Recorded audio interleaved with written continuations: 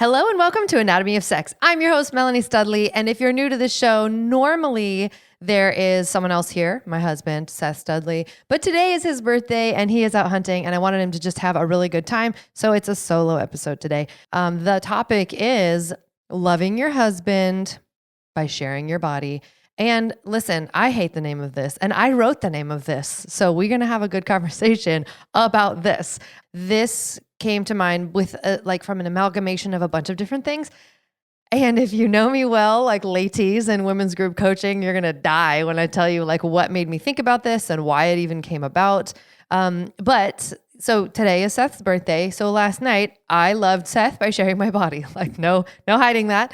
And that's a thing I do on purpose. It's a thing I do because I love my husband. And it's not a thing he needs to ask for.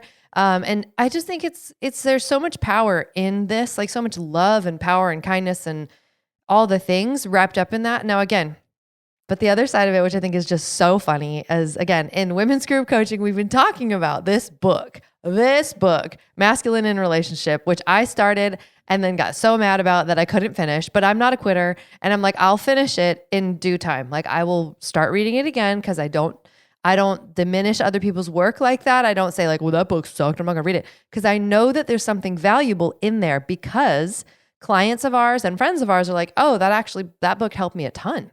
And so I was like, okay, I need to like start over, do it again, redo the book. I will do this little caveat. I hate how he talks about women, how he says your woman. That feels so demoralizing and weird. Like it feels icky to me. Now, GS Youngblood, don't get mad at me. I ain't trying to throw no shade because listen, I'm gonna talk about that. It's good later, but I don't like that. I don't appreciate it. Don't respect it. I do not want my husband calling me that. I don't think it's cool, fun, or fair or good.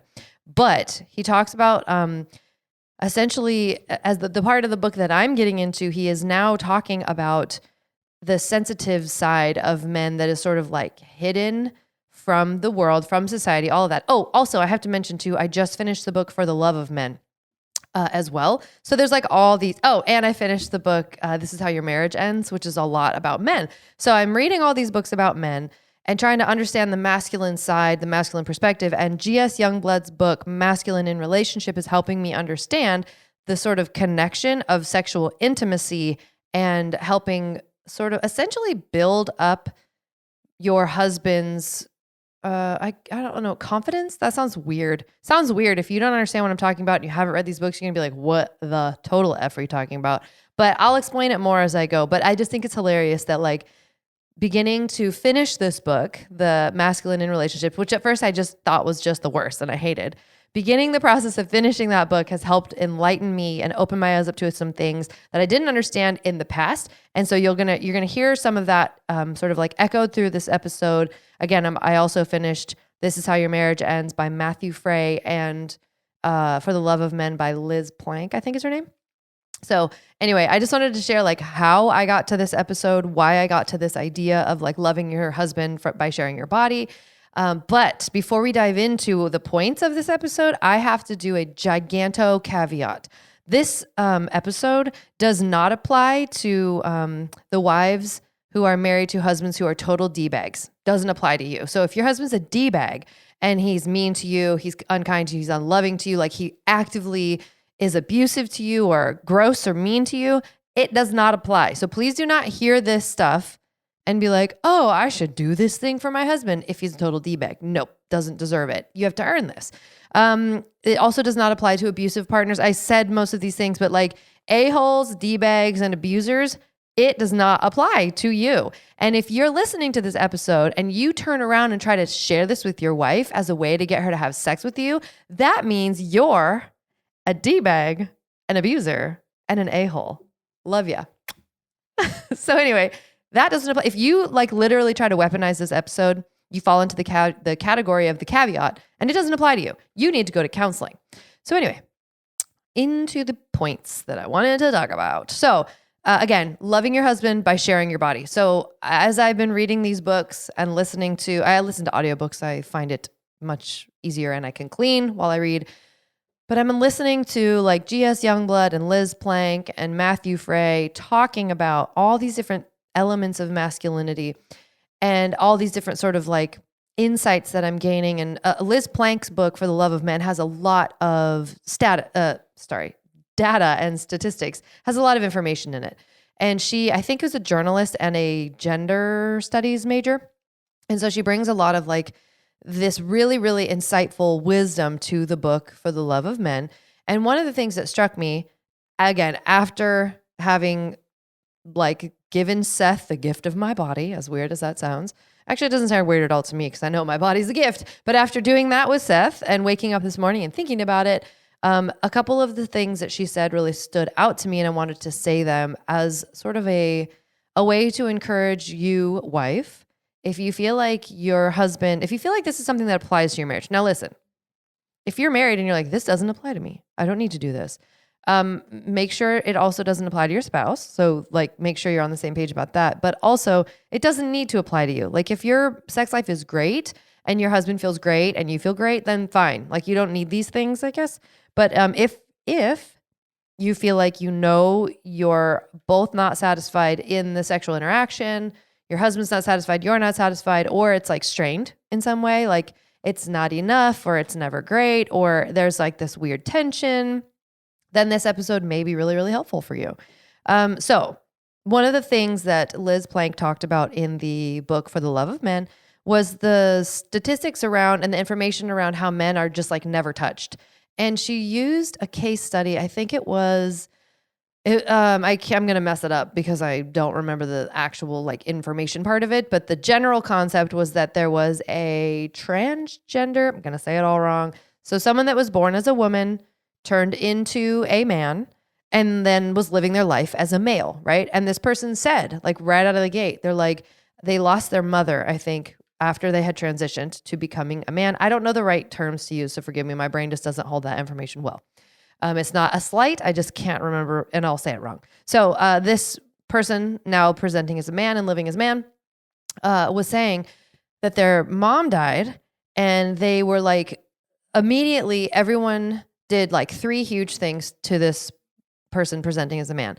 They did not hug him. Like they didn't like console and touch him in the way they would have when he was a woman, right? Now, again, forgive me if I'm saying the like he, she part of it wrong. I am not trying to. I just don't know how to do it right. But this person was saying like in the past, if this would have happened and I was still a woman, I would have been hugged and held and like allowed to cry and you know, sort of like the cry on my shoulder vibes and it's okay, I'm here for you vibes. But that was not present after their transition.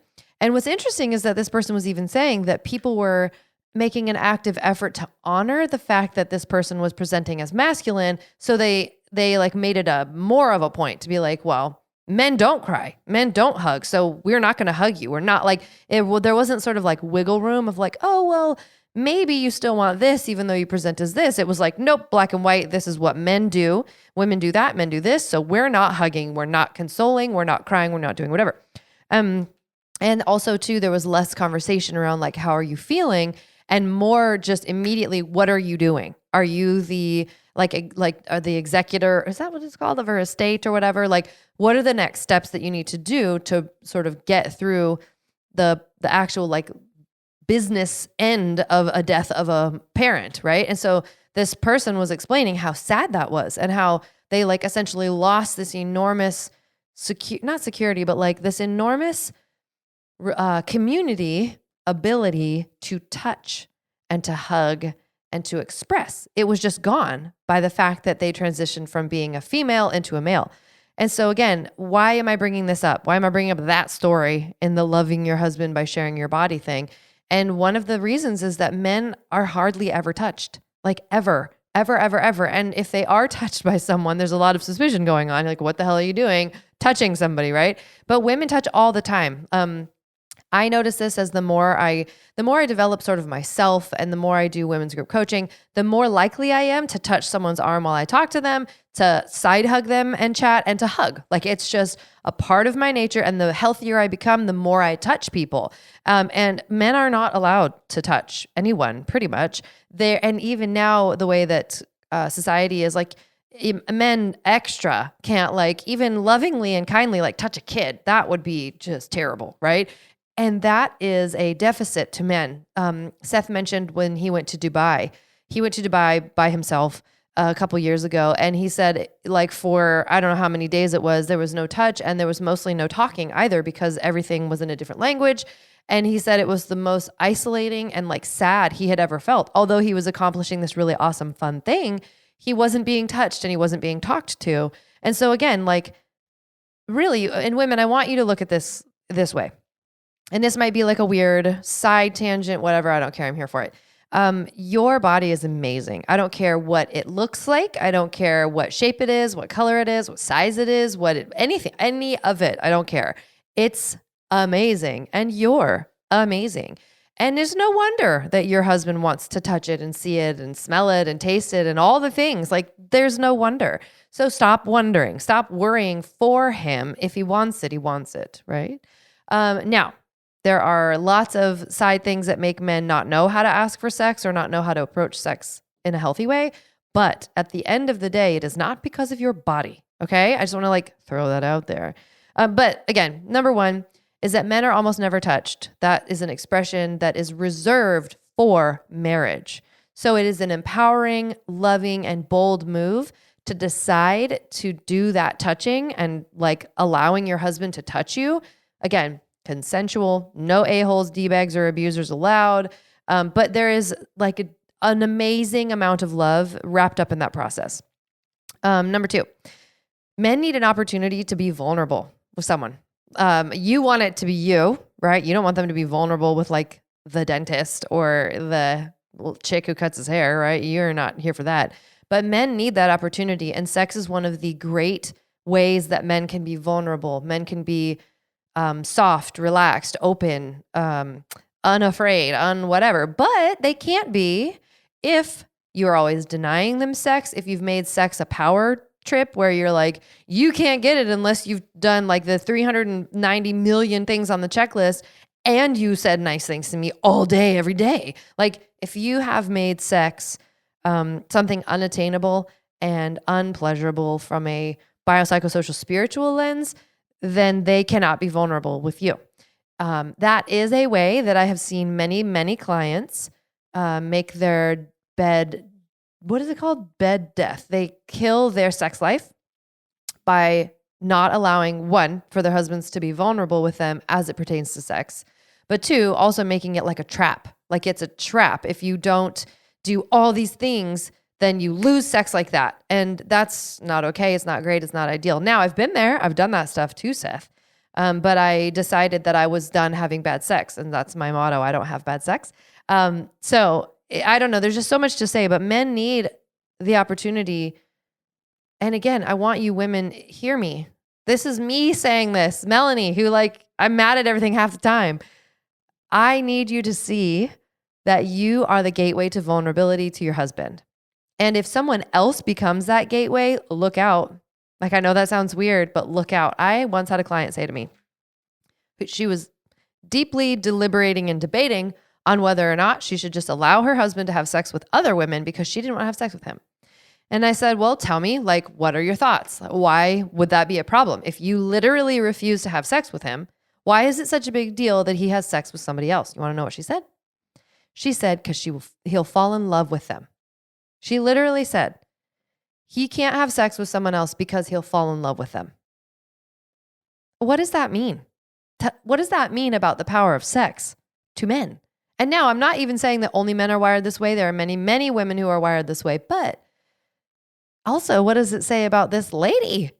Like, I'm willing to make him just suffer and never have sex because I don't want him to love someone else, but I can actively not love him, and that's fair? It's not fair. So men need a place to be vulnerable and to be open and to be like seen and loved, all the things that women want, men want that too. And it just so happens that the avenue that is sort of wired into them slightly more than women is the body, is sex, is touch. And we're designed that way. And I don't think that's a bad thing. And I think that it's something that we should come to terms with and figure out what we think about it and like think really complexly about it. I actually just heard Ryan Mickler of Order of Man podcast. I was listening to a podcast that he did recently. And he was talking about, it was like a Friday field notes, I think he calls them. And I was just listening to it like upstairs yesterday. And he talked about this idea that like, it's not a bug in the system that men and women are wired differently. It's a feature. And I really loved how he worded that. I just thought it was really great because I think a lot of times women are trying to get men to think the way that they think, and men, I don't even know if they care about it, but women are always trying to like manipulate it to be like, why doesn't he see it how I see it? And Ryan's point was that's not supposed to be how it works. Like if we saw things the same way, we wouldn't need each other. And so I don't know, there's a lot to say in the fact that if you want opportunities to be vulnerable and seen and like loved, but you're not going to give them to your husband and you're the person who can give them to your husband, well, that ain't going to work, sister. Number 3, men benefit from sexual release. Like plain and simple. There's not much more to say about that, but I'm going to say more. But I think that, okay, listen, we work with clients. We work with couples. We work with couples who have not had sex for years. And the men are going insane. The wives typically don't care. They're just irritated that the husbands are like pursuing them, which I find very challenging.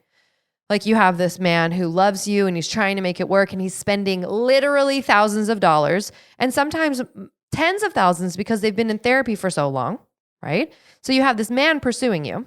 You have a man pursuing a healthy relationship, not just maritally, but like for your children and for your future and for your kids' future and for your grandkids, right? You have this person pursuing you and you're actively like, well, I don't care. It's just whatever. I don't want them to touch me. I don't like this. It's stupid. Why should I have to? And it's like, hold the phone, lady. I don't understand that. But also, men really, really, really do benefit from all of the chemicals that happen in a sexual encounter with their wife, with the person they love, with the person that they signed on to do life with. Now, I want to talk about that for a second. If you got married and you invited people to your wedding and you like said vows and stuff, like a vow, like a thing you promised. See me making this face at you? Oh yeah, this is a YouTube show too. If you want to watch it on YouTube, you can see the faces I make. They're great. There's slightly less because I get Botox, like loads and loads of Botox, but I make loads of faces. So if you made a promise to your spouse and you said, I will vow to be here with you like in sickness and in health and for richer or for poor or whatever your vows were, except you're like, ooh, I don't really that sex stuff. I don't need it. Sorry. And you just like sass your way out of having sex with your husband over and over and over. And you don't see how damaging that is and how like, breaking a vow that is. I want you to wake up. I want you to wake up to what that's going to do to your marriage. It's going to do to your kids. I mean, that will have a huge impact. Now, I am not saying if you have an abuser, D-bag, a-hole husband that you just should have sex with them because that's what you're supposed to do and that's what they ask you for and that's what the Bible says. Like, one, it doesn't. But that's not what I mean. This is a whole different thing. This is like looking at the person that you vowed to spend the rest of your life with and being like, man, they could use an orgasm. Wouldn't that be nice? That'd be nice for them. It'd be nice for me, but it'd be nice for them. You can give that to them. I don't think it's unfair. I don't think it's gross or weird or unkind. And if you do feel like it's unfair, it's gross, it's weird or unkind, go to therapy, talk it through. Sometimes we isolate ourselves, we pull away from our partner for a myriad of reasons, and none of them actually end up being true. They end up being like weird little things that we did as a coping mechanism for a time, and it worked for a season, but now it's actually stopping our marriage from thriving. So again, men benefit from sexual release just like women do. There's all sorts of, actually for men, I don't know if it's the same for women, but I know that after an orgasm that, what is it called? It's prolactin, I think, is released, which is the bonding chemical, people. Prolactin, I believe, is what is released when you nurse a baby. So if you've been a mom and had the privilege and honor of nursing a little kiddo, it sucks at first, but after a while, it's like the best. And I remember, especially with Hattie, because Hattie was the best nurser of all. She was the nicest of my children. And when she would nurse, it was like, I could not have felt more love if I tried. My heart was going to like explode into 9 million pieces of love because this little kid was nursing and I had all this prolactin release. It wasn't just, oh, I love her like without chemicals. No, it was like, I love you and chemicals of love and, like connection chemicals. So listen, people, ladies, women, men, this is what happens after you have an orgasm with your partner, actually with anybody, but you want it to be with your partner because you release prolactin. You release these like, I care about you chemicals. So do it on purpose. You can do that on purpose as a gift to your partner, like because you love them. And because you also vowed to love them forever. Just side note. Number 4, Loving sex with your husband is his version of proof that you truly love him. And I know that sounds weird, but men also, okay, listen, women have all these requirements. And I'm literally just got sidetracked because I'm thinking about when I was speaking at the Men's Badass Husband Mastermind event this last summer, and I did a thing about sex and intimacy with all the husbands. And it was so sad. Sad as in like heartbreaking. I asked them, like, what do you think I'm going to tell you in this session? That's how I opened it. I said, what do you think, literally, what do you think I am going to tell you about sex and intimacy as I'm sitting here with all these husbands? And they looked at me and they're like, you're probably going to tell us to do the dishes more, that chores equal love, that like flowers matter and like nice words matter. And then I continued to just ask them more questions. I love doing workshop vibe type things like that versus just like speaking to people. And I asked them why, I can't remember, like, why do they struggle with sex and intimacy or whatever? And the prevailing answer was, we're not good at it. So like the collective male species isn't good at sex. We're not good at blah, blah, blah. And they listed all these things. Everybody listening to me, listen to what they said. They listed only the requirements of women in relationship to sex. So almost every single answer that they said was, well, we're not good at, like, I don't even know, flirting or foreplay or whatever. Therefore, we're bad at sex. And that literally hurt my feelings. Like, we're one. And now this is going to feel real weird for one split second. Hang in with me. I have 2 sons who will one day be men, who will one day, hopefully, have wives that they love and adore. I do not want my sons to think that their natural instinct and inclinations in intimacy are bad and wrong, right? Like, I don't want that for them. I don't want that for my husband, and I don't want that for your husband. That's not fair. It's not kind. It's not good. So why am I talking about that in the sentence, loving sex with your husband is his version of proof that you truly love him? I heard it over and over and over again that, like, again, the language around this whole conversation was so crazy because it's like allowing. It's like almost like if men do all the right things, they can win sex with their wives. And that is not, I don't believe, how it is meant to be. Like, biblically speaking, I don't think we're wired that way. It should not be like the women hold the keys to everything while men believe that they're the dominant species. And then it's this weird like war all the time. I just don't think that that's good or fair or right. And men need proof that they're worthy, that they're loved, that they're great, that you love them, that you choose them. Charmander. I couldn't not. Okay. I choose you. I can't. Squirtle. Those are like the 2. But I guess Pikachu, I know. Mewtwo. Any Pokemon fans out there? But anyway, this is one of the main ways that husbands and men in society are taught that they're worthy. I want you to hear that. So women can be taught and told and convinced or whatever that they're worthy by things like equal pay in the workplace or being able to wear pants or having a pocket that their hand can fit in. And men really do get the message like, I am unworthy if I cannot win or earn or gain or whatever, like this physical affection from my partner or my girlfriend or whatever. Now, I'm not saying that that's fair or right or good. I want to change that narrative for culture, for society, for my own sons, and for my daughter. I don't want anyone to live under that, like, that your merit is gained or earned through if you were able to sleep with somebody. That's not what I'm wanting. But as it stands right now, that is one of the ways that, like, Seth is wired culturally to see his value. Now, I want to slowly untangle that, and separate it out for him because I don't think that that's healthy for him.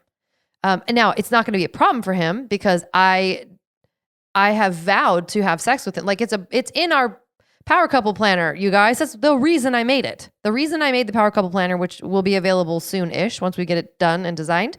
But the reason it has intimacy scheduled into it, like as a every single week activity, right? If not every week, at least every other week-ish. unless you've got some sort of medical condition, et cetera, et cetera. But one of the reasons that it's in there as what's the word? It's in there as a practice. Like sex is in the Power Couple Planner as a practice.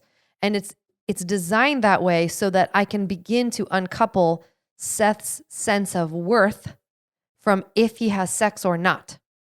Make sense? I know that's a little bit weird. It's a little bit confusing sounding maybe, but I don't want his sense of self to be attached to whether or not we have sex. I want him to know I love you and will show up for you sexually every single week, probably twice a week at a minimum, because I love you. It's not, you didn't have to earn it. Like you earned it by being you. Also, caveat, he's not an a-hole, he's not an abuser, and he's not a D-bag. So he did earn it. Now, number 5, it will help you to not isolate from your partner if you can do a sexual practice regularly. Now, what on earth do I mean by that? So I just listened to this, I think it was a podcast interview with one of my many boyfriends, Jordan Peterson, and he was talking about this study called the Antisocial Boys Study. And it was done, I think, in like the 40s. And there was like a camp where they created a camp for antisocial boys because they were like, these kids are like they're not doing right. They're not connecting with their peers. We need to fix this. So what they did was they're like, oh, we know what we'll do. We'll take a bunch of pro-social boys. So boys who have normal social behaviors. They interact with people. They're outgoing. They're fun. They're blah. We'll make a camp of those boys. And then we'll grab these antisocial boys and we'll plop them into the camp with the pro-social boys. And it should be fine, right? Like wipe your hands of it. Everyone's social now. But they found out that the opposite was true, that antisocial tendencies are stronger than pro-social tendencies. So hear my words, peeps. Withdrawing is an antisocial trait, like pulling away from stuff, not doing new things, isolating yourself. Those are antisocial traits.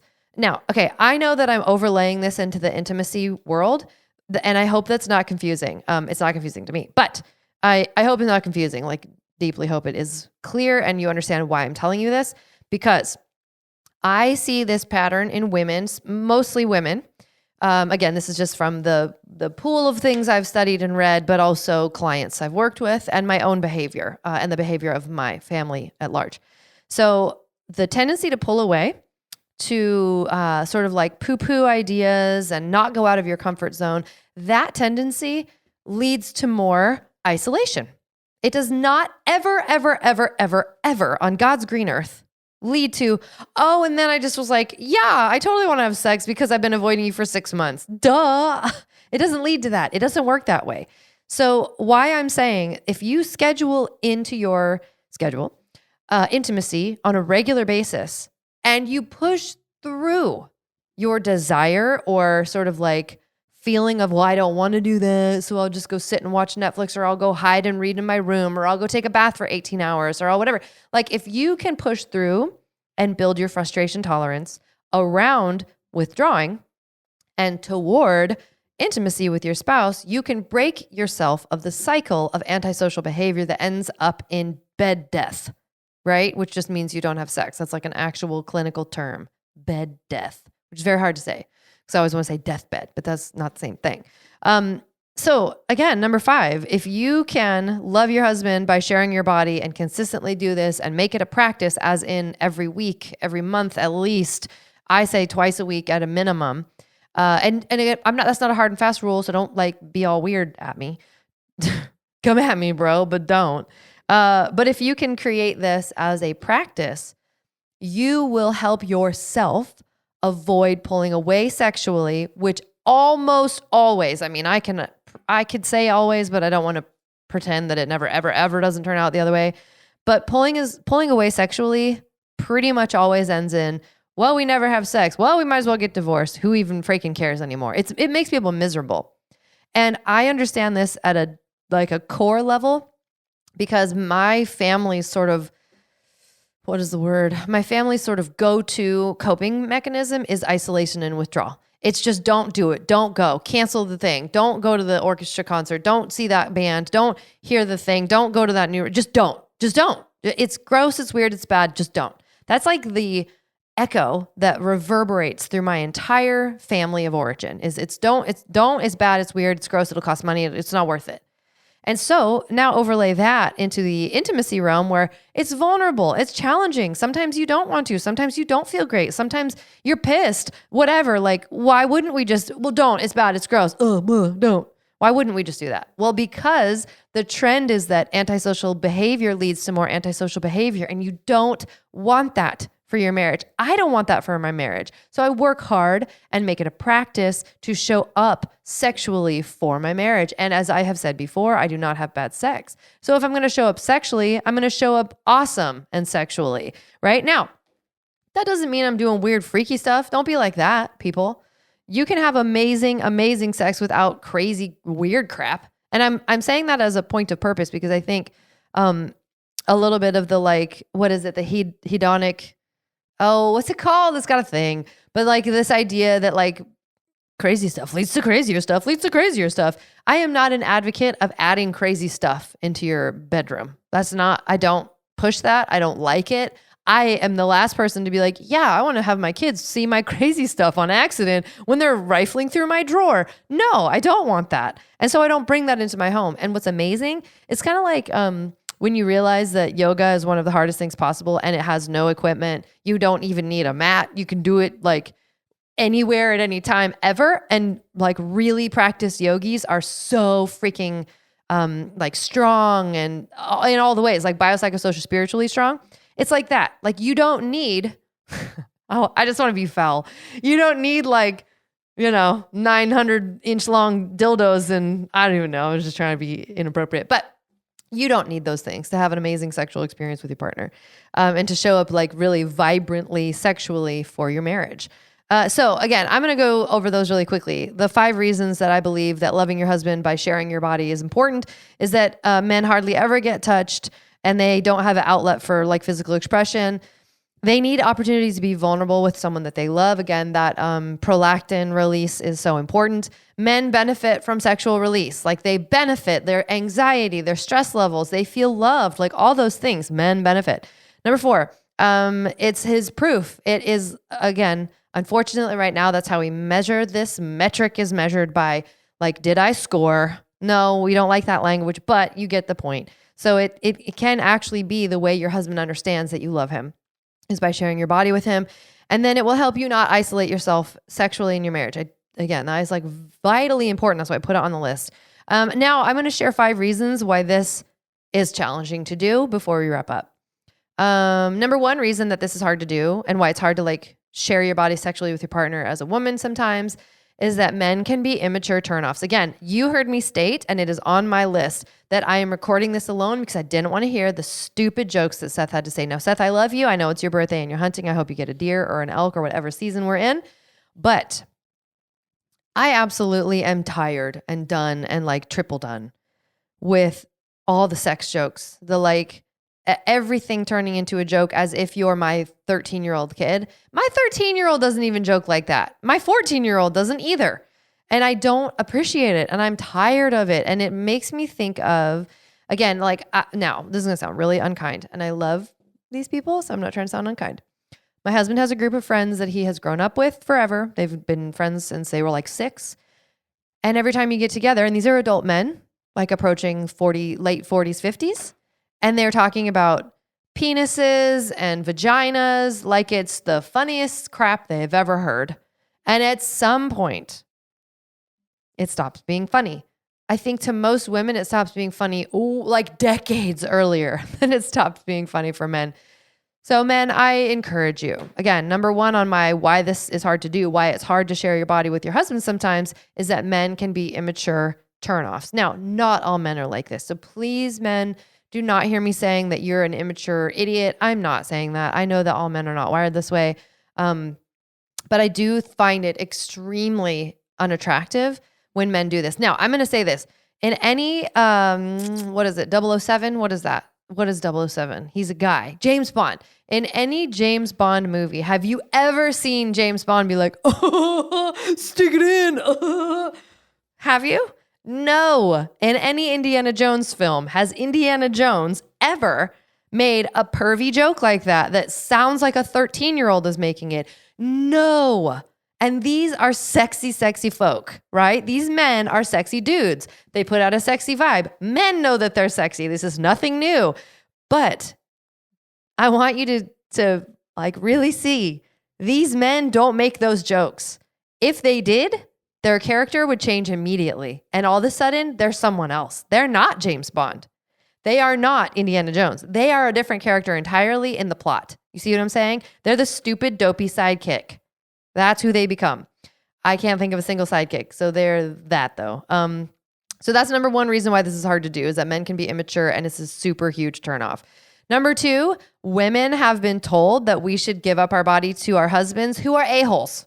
And a-holes who are not even our husbands have told us to do this, like pervs in the church, a-holes in the church. There's a-holes everywhere. And they have told us to do this, and they can go eat a bag of dicks. Excuse me. Pardon my... Nope, I'm not even going to be sorry for it. I'm not sorry for it at all. But we've been told this by people who are not kind and do not have our best interests at heart. And we have to learn how to decipher that and sort of like pull that knot apart and fix it for ourselves. Because just because some a-hole told you that you should do, some Mark Driscoll told you, yeah, hashtag I went to Mars Hill, said to you, you should be doing this. And if you're not, you're in sin. And you should go to, what? I was going to say a confessional, but that's Catholic. If you've been told this by an a-hole that you need to be giving your body to your husband regardless of blah, blah, blah, then you have every right to feel frustrated and not want to do this. Of course you do. That's an injury. It's not cool. But I just want to highlight that. Like, I want to highlight it because if it's something that your husband is not doing, he's not being the a-hole, but this other person was in your past, make sure you're not unintentionally taking the a-holism of this person and overlaying it onto your marriage and then having your actual marriage suffer, right? Or your intimacy suffer. The third reason is you've suffered abuse. Like, it's a big deal to have any type of sexual trauma in your history. And men, I don't know if this is said enough directly to men. Maybe it is, I don't know, but I'm saying it anyway. It is a deeply vulnerable act physically to have sex as a woman, like as a female. Again, I talked about this in the past, but like, your lady bits are inside of you. So like it's scary. Everything's inside. You can't see it. You can't see if it's messed up. If it hurts, you don't know where. You can't point at it. You got to show a doctor. What you going to do? It's very vulnerable and very scary. And if you have been abused, it's about 10 million times scarier and 10 million times more vulnerable. I'm saying this because if your spouse has any sexual abuse, even if you think it's mild, even if you think it shouldn't be a big deal, you need to, I would highly recommend go to therapy. I would also highly recommend if you've ever forced or like even tried to coerce your wife into sex with you and she has an abuse history, you need to apologize the F out of it because you need to address that was not okay, that she has this injury, this wound, even if it's like, happened a million years ago. It doesn't matter. It doesn't matter. If your partner has been abused sexually, all of this is different. All of it is more challenging. So I just wanted to like bring that up because if this is something we're not addressing, oh my gosh, it has to be addressed. The fourth reason why this is challenging to love your husband by sharing your body is that our husbands sometimes don't attune to us, right? The last thing that I want to do, especially if Seth is being a D-bag, which he is sometimes, just FYI. The last thing I want to do is give my body to him, share it with him. Like, I mean, why would I want to do that if he's not attuning to me and he's not listening and he's not being kind and he's not being loving? And there are times, because we're all humans, when I know that I can be absolutely unloving to Seth and he can be unloving to me. So why would I want to actively give my body and share my body with someone who's being a total jerk?